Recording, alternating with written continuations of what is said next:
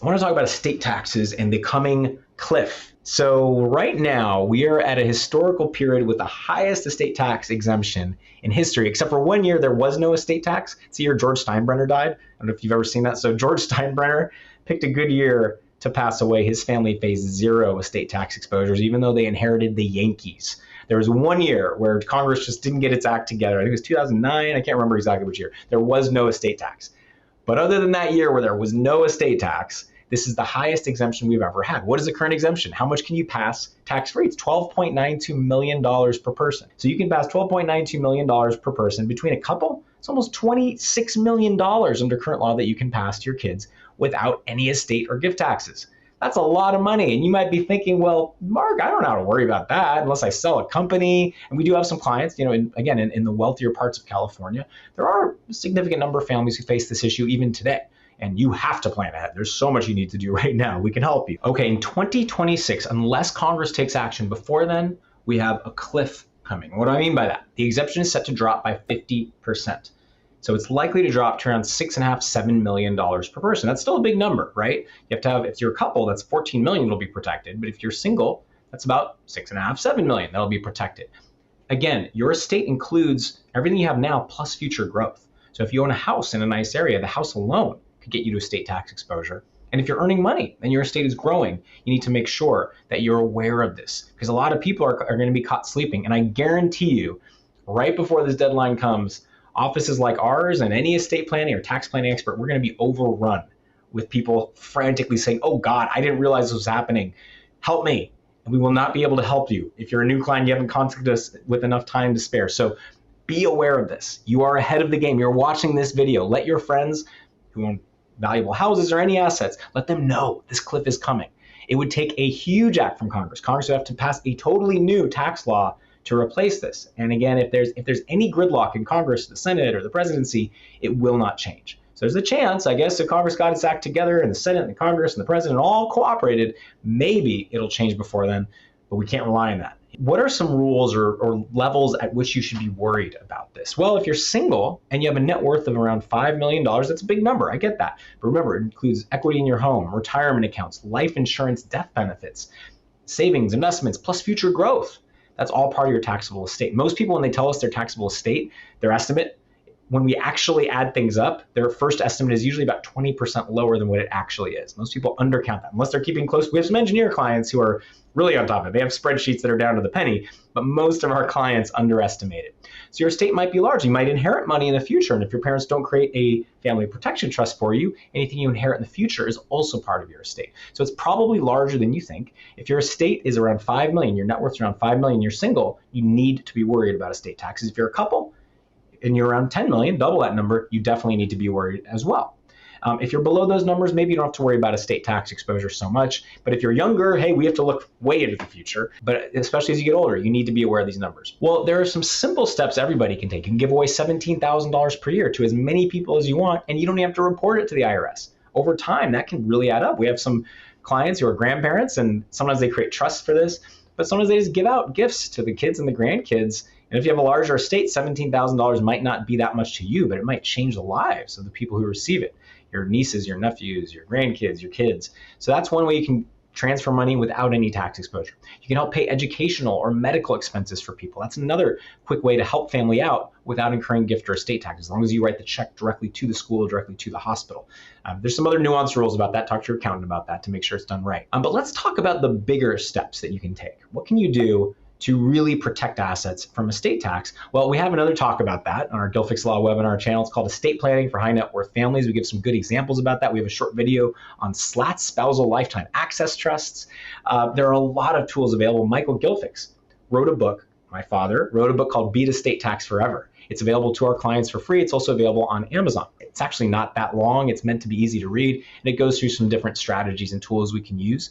But there are ways you can do partial gifting of pieces of real estate to your kids. We can use LLCs, charitable remainder trusts, spousal lifetime access trust. There's a lot of tools out there, but the key is we have to act before it drops. So if you're worried about this, talk to us now. Don't wait till December of 2025 as it's about to drop. And it's use it or lose it. The IRS doesn't care how much you have left from the old exemption. If you gave away 7 million or 10, whatever it is, the IRS applies that against the new limit And any past gifts would go against that limit. So if you don't use all of it or more than what the exemption is dropping to, you lose it. So it's use it or lose it. If you have a larger estate, we need to look at strategies to transfer assets for the benefit of future generations without millions in estate tax exposure. And there's ways, aside from gifting ahead of time, where we can reduce the value of gifts, like discounting. If you give away smaller shares of real estate, like 50% of a house, we actually get discounts on the value of those gifts. I want to talk about estate planning 2.0. I think we need to go to a new way of thinking about this and doing this. Estate planning 2.0. You don't need to be ultra high net worth. Ultra high net worth families have what we call family offices. That's been the go-to way ultra high net worth families have done things for generations, where they have their own in-house team of estate planners and financial planners and tax planners. And we think you should have your version of that. And we're actually working on building that. We think financial advisors should talk to estate planning attorneys and maybe your accountant as well. When one hand talks to the other, we don't miss things, because we all have blind spots, right? So there's no reason why you should have a financial planner here, or maybe you're using a robo-advisor. They're not going to help you with these high stakes decisions. And you might have your estate planning attorney here.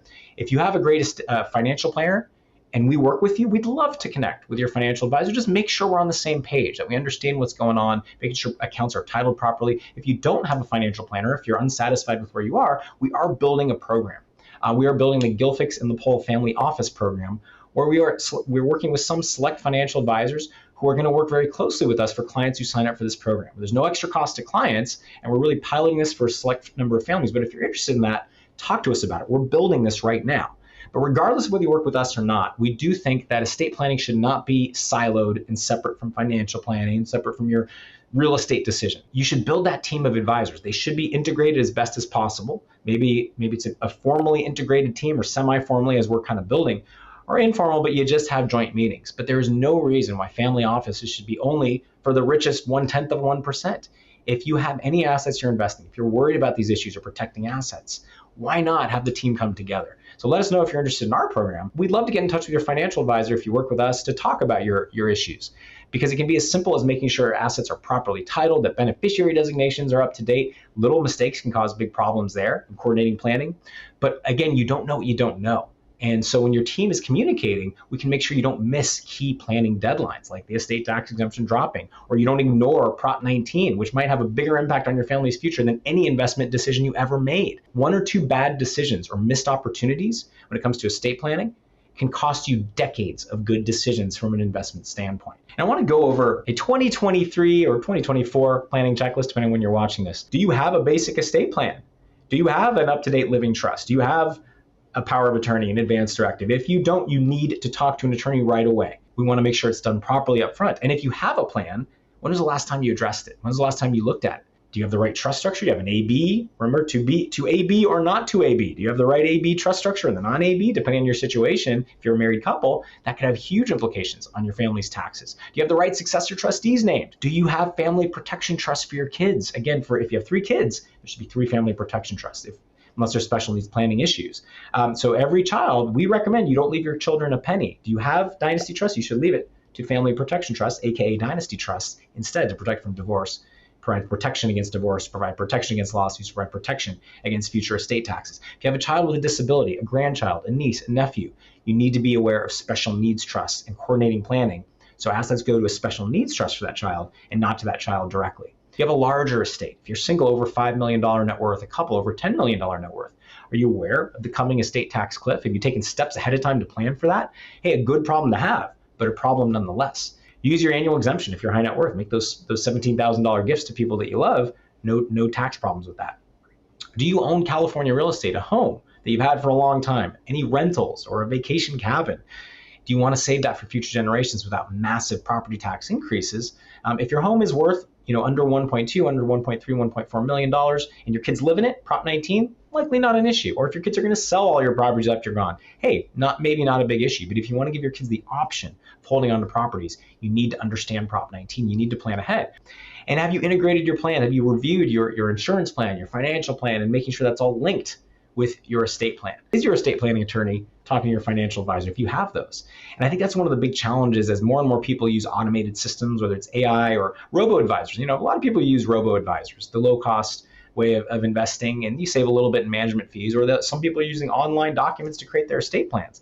It seems simpler and cheaper up front, but there's no one there to flag major issues for you. So make sure one hand is talking to the other. We'd love to be a part of that. And we think estate planning 2.0 should be this integrated family office for all families, hardworking middle-class families and all the way up. And we are, again, working on building some new, really exciting programs around that. I want to make a key point. Our team is not just me. We have Nick Klingenberg, Renee Conrad, Francis LeBold, our tax guru, Michael Gilfix, of course, the founder of our firm, along with my mother, Myra Gerson Gilfix. But we'd love to get a chance to work with you. And there's no benefit to waiting. You pay one time to update your documents. You might update them in the future, but not having documents or having out-of-date documents can be such a mess for your family. So you might think, oh, my kids won't divorce. Why should I worry about protecting assets in the future? Well, the divorce rate is 40 or 50%. A lot of people, oh, I'll get to this later. I don't want to deal with this now. But will you? Are you sure? I hope you got a lot out of this. Share this with someone in your family who needs to see this, or a friend who needs to see this. We'd love to stay connected with you, and we love to spread the word. We want to empower you with this educational information. Go to our website, gilfix.com/newsletter. Join our mailing list if you haven't. Subscribe to our Gilfix Law YouTube channel. We'd love to stay in touch with you.